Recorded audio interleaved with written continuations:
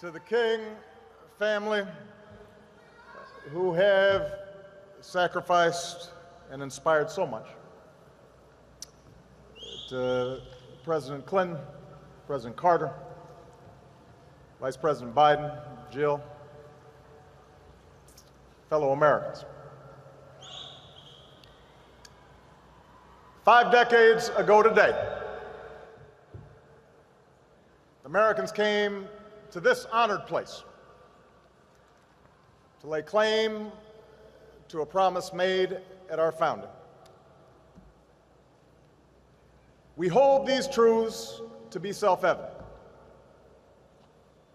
that all men are created equal, that they are endowed by their Creator with certain unalienable rights, that among these are life, liberty, and the pursuit of happiness. In 1963, almost 200 years after those words were set to paper, a full century after a great war was fought and emancipation proclaimed, that promise, those truths, remained unmet. And so they came by the thousands from every corner of our country. Men and women, young and old, blacks who longed for freedom and whites who could no longer accept freedom for themselves while witnessing the subjugation of others. Across the land, congregations sent them off with food and with prayer. In the middle of the night, entire blocks of Harlem came out to wish them well. With the few dollars they scrimped from their labor, some bought tickets and boarded buses, even if they couldn't always sit where they wanted to sit. Those with less money hitchhiked or walked. They were seamstresses and steel workers, students and teachers, maids and Pullman porters. They shared simple meals and bunked together on floors. And then, on a hot summer day, they assembled here in our nation's capital, under the shadow of the great emancipator, to offer testimony of injustice, to petition their government for redress, and to awaken America's long slumbering conscience. We rightly and best remember Dr. King's soaring oratory that day, how he gave mighty voice to the quiet hopes of millions, how he offered a salvation path for oppressed and oppressors alike. His words belong to the ages, possessing a power and prophecy unmatched in our time. But we would do well to recall that day itself also belonged to those ordinary people whose names never appeared in the history books, never got on TV. Many had gone to segregated schools and sat at segregated lunch counters. They lived in towns where they couldn't vote, in cities where their votes didn't matter. There were couples in love who couldn't marry, soldiers who fought for freedom abroad that they found denied to them at home. They had seen loved ones beaten and children fire-hosed, and they had every reason to lash out in anger or resign themselves to a bitter fate. And yet, they chose a different path. In the face of hatred, they prayed for their tormentors. In the face of violence, they stood up and sat in with the moral force of nonviolence. Willingly, they went to jail to protest unjust laws, their cells swelling with the sound of freedom songs. A lifetime of indignities had taught them that no man can take away the dignity and grace that God grants us. They had learned through hard experience what Frederick Douglass once taught, that freedom is not given, it must be won through struggle and discipline, persistence and faith.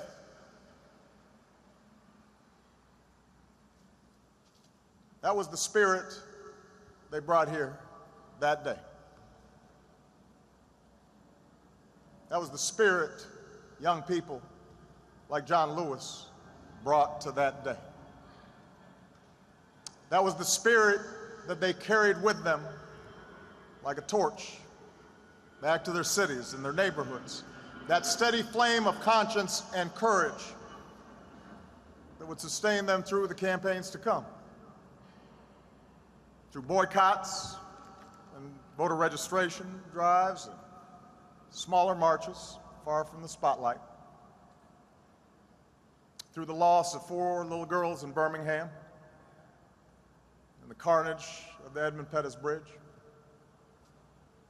and the agony of Dallas and California and Memphis. Through setbacks and heartbreaks and gnawing doubt, that flame of justice flickered. It never died. And because they kept marching, America changed. Because they marched, the civil rights law was passed. Because they marched, a voting rights law was signed. Because they marched, doors of opportunity and education swung open so their daughters and sons could finally imagine a life for themselves beyond washing somebody else's laundry or shining somebody else's shoes. Because they marched, city councils changed and state legislatures changed and Congress changed and yes, eventually the White House changed.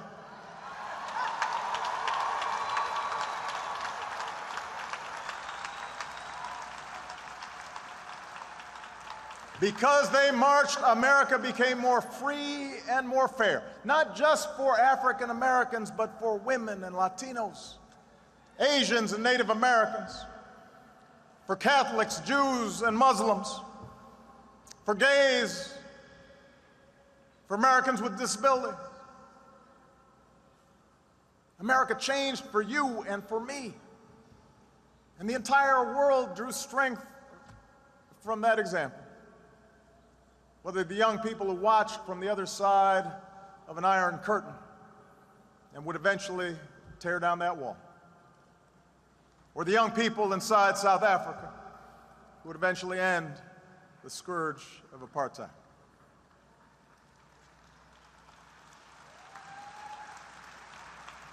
Those are the victories they won, with iron wills and hope in their hearts. That is the transformation that they wrought with each step of their well-worn shoes. That's the debt that I and millions of Americans owe those maids, those laborers, those porters, those secretaries, folks who could have run a company maybe if they'd ever had a chance. Those white students who put themselves in harm's way even though they didn't have to. Those Japanese Americans who recalled their own internment, those Jewish Americans who had survived the Holocaust, people who could have given up and given in, but kept on keeping on, knowing that weeping may endure for a night, but joy cometh in the morning.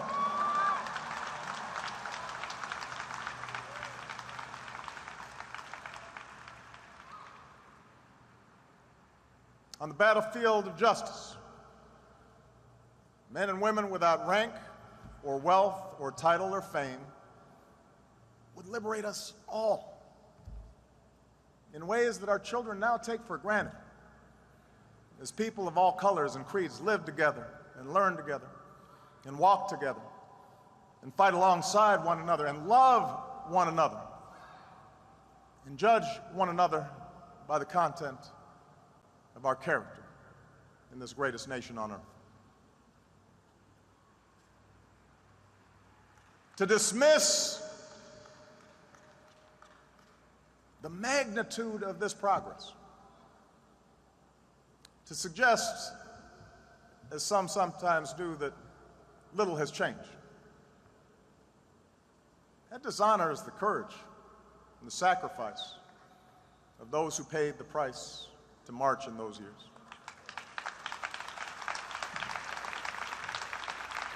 Medgar Evers, James Chaney, Andrew Goodman, Michael Schwerner, Martin Luther King Jr., they did not die in vain.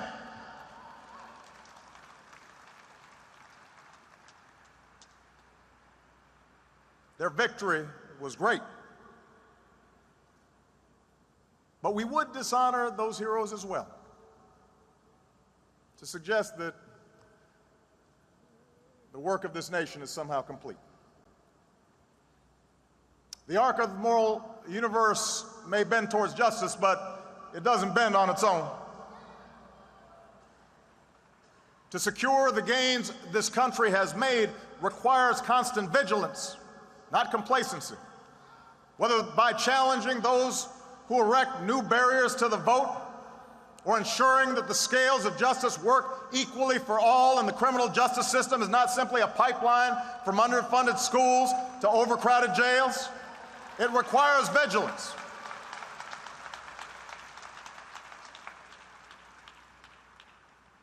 And we'll suffer the occasional setback. But we will win these fights. This country has changed too much.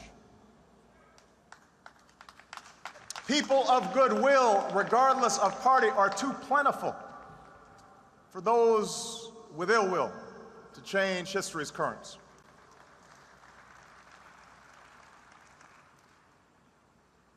In some ways, though, the securing of civil rights, voting rights, the eradication of legalized discrimination, the very significance of these victories may have obscured a second goal of the march. For the men and women who gathered 50 years ago, we're not there in search of some abstract idea.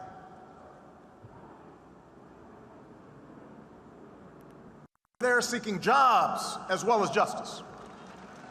Not just the absence of oppression, but the presence of economic opportunity. For what does it profit a man, Dr. King would ask, to sit at an integrated lunch counter if he can't afford the meal? This idea that one's liberty is linked to one's livelihood, that the pursuit of happiness requires the dignity of work, the skills to find work, decent pay, some measure of material security, this idea was not new. Lincoln himself understood the Declaration of Independence in such terms, as a promise that in due time the weights should be lifted from the shoulders of all men, and that all should have an equal chance.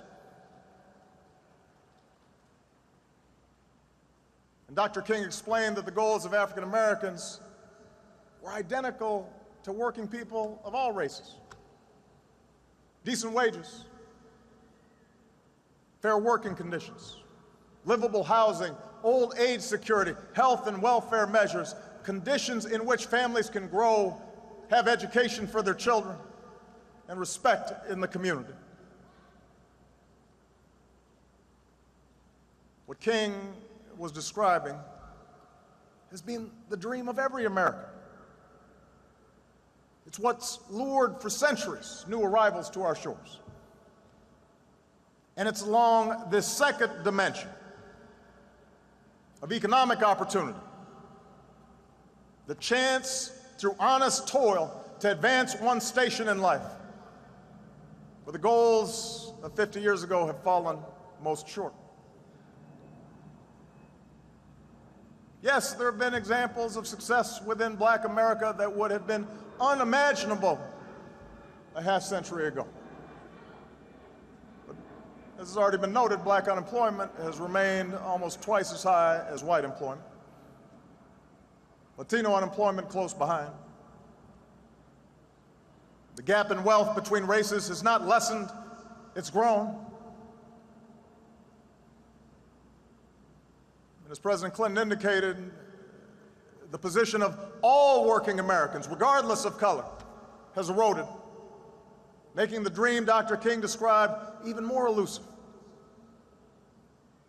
For over a decade, working Americans of all races have seen their wages and income stagnate, even as corporate profits soar, even as the pay of a fortunate few explodes.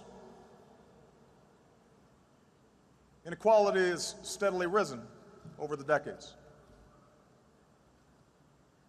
Upward mobility has become harder.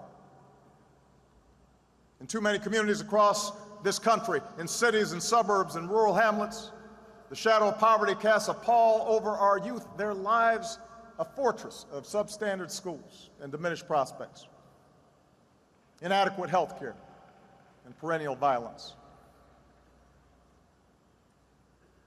And so, as we mark this anniversary,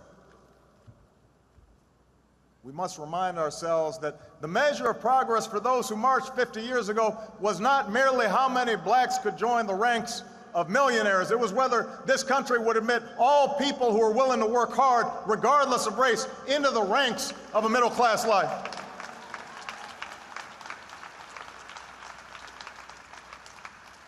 The test was not and never has been whether the doors of opportunity are cracked a bit wider for a few. This is whether our economic system provides a fair shot for the many, for the black custodian and the white steelworker, the immigrant dishwasher, and the Native American veteran. To win that battle, to answer that call, this remains our great unfinished business.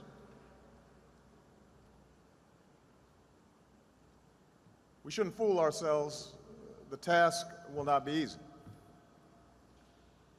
Since 1963, the economy's changed. The twin forces of technology and global competition have subtracted those jobs that once provided a foothold into the middle class, reduced the bargaining power of American workers. And our politics has suffered.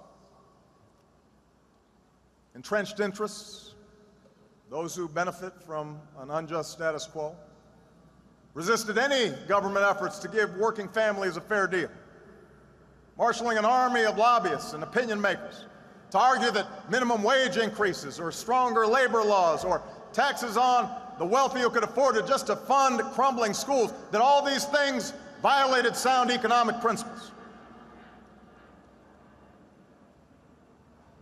We'd be told that growing inequality was a price for a growing economy, a measure of the free market, that greed was good and compassion ineffective, and those without jobs or health care had only themselves to blame.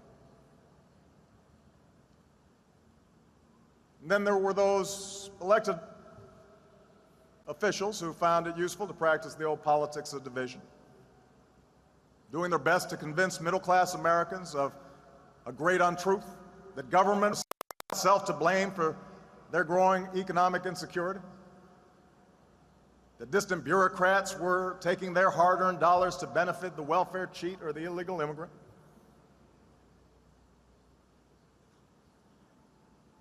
And then, if we're honest with ourselves, we'll admit that during the course of 50 years, there were times when some of us, claiming to push for change lost our way. The anguish of assassinations set off self-defeating riots. Legitimate grievances against police brutality tipped into excuse-making for criminal behavior. Racial politics could cut both ways, as the transformative message of unity and brotherhood was drowned out by the language of recrimination. And what had once been a call for equality of opportunity, the chance for all Americans to work hard and get ahead, was too often framed as a mere desire for government support, as if we had no agency in our own liberation, as if poverty was an excuse for not raising your child, and the bigotry of others was reason to give up on yourself. All of that history is how progress stalled. That's how hope was diverted.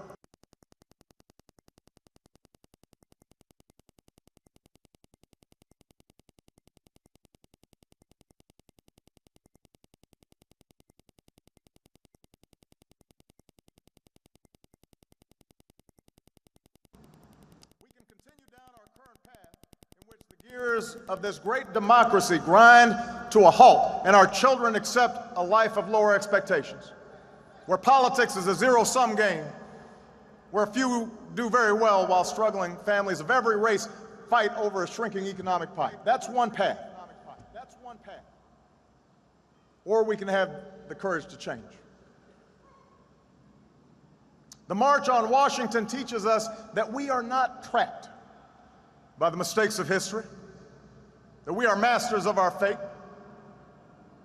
But it also teaches us that the promise of this nation will only be kept when we work together. We'll have to reignite the embers of empathy and fellow feeling, the coalition of conscience that found expression in this place 50 years ago. And I believe that spirit is there, that truth force inside each of us.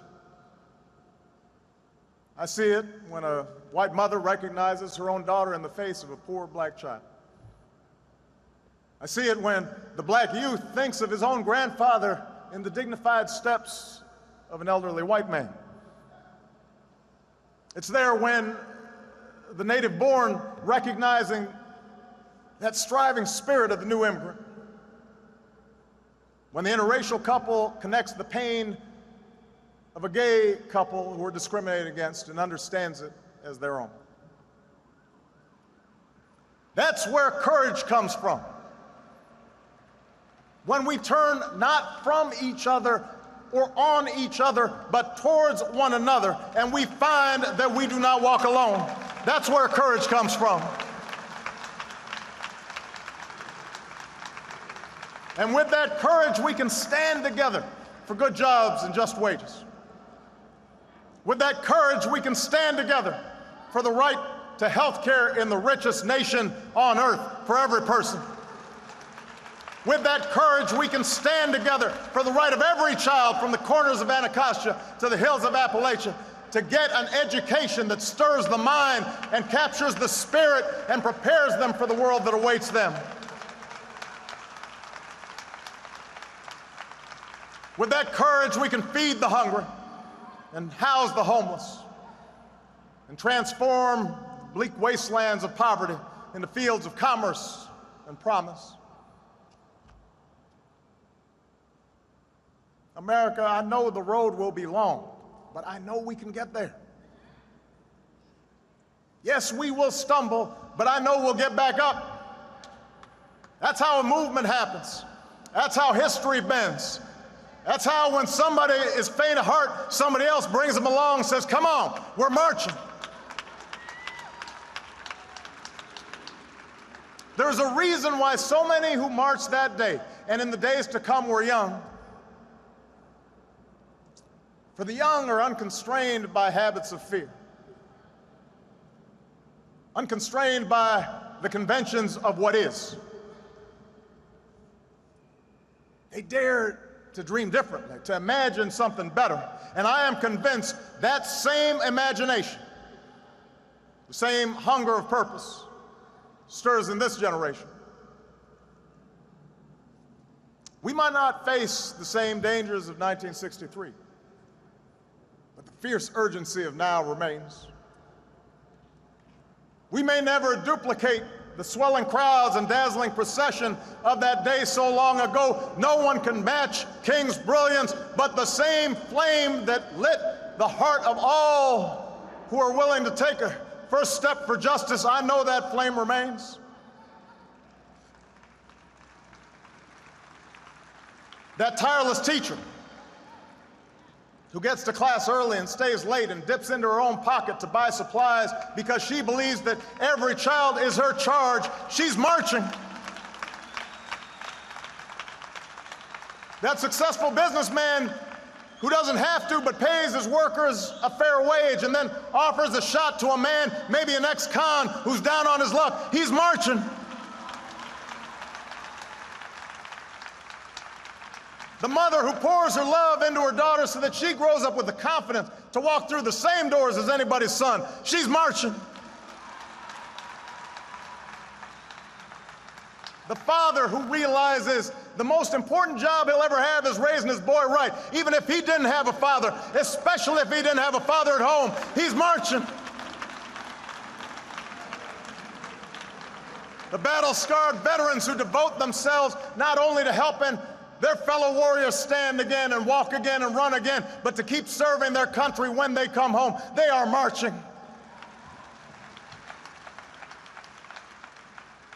Everyone who realizes what those glorious patriots knew on that day, that change does not come from Washington, but to Washington. The change has always been built on our willingness, we, the people, to take on the mantle of citizenship. You are marching. And that's the lesson of our past. That's the promise of tomorrow. That in the face of impossible odds, people who love their country can change it. And when millions of Americans of every race and every region, every faith and every station can join together in a spirit of brotherhood, then those mountains will be made low, and those rough places will be made plain, and those crooked places, they straighten out towards grace, and we will vindicate the faith of those who sacrifice so much and live up to the true meaning of our creed as one nation under God, indivisible, with liberty and justice for all.